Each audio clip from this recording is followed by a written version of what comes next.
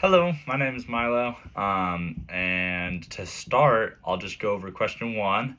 And I interpreted it as how has an increased use of tech altered my work and personal life?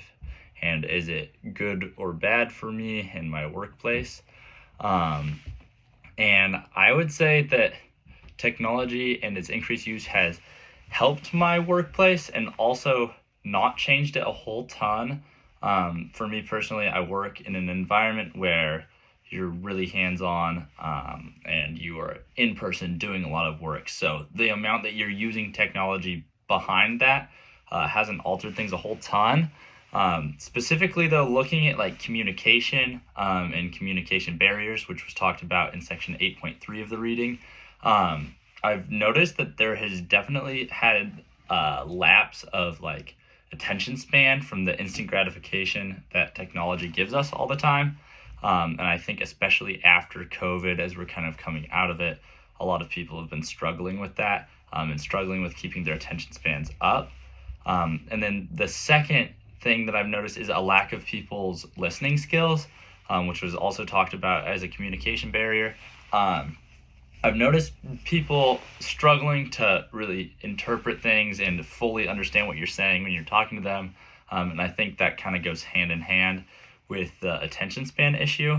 And then I do think that there has been an increase in filtering, just because, like, especially in COVID times, there was an increased filter because it was just more effort to be putting in that work to get your entire thought across, rather than just letting some things go and letting it get lost in translation.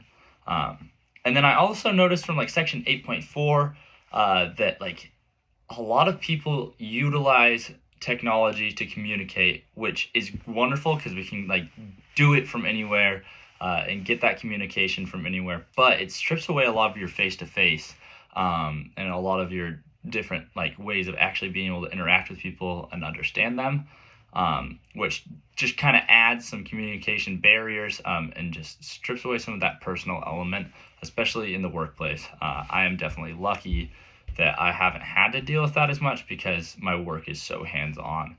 I'm a route setter at a climbing gym, so we are always working in person. There isn't really a job if you can't be in person. So that is how that goes. And then I guess for the second question, it's what do you think of a video response? Is it awkward, not awkward?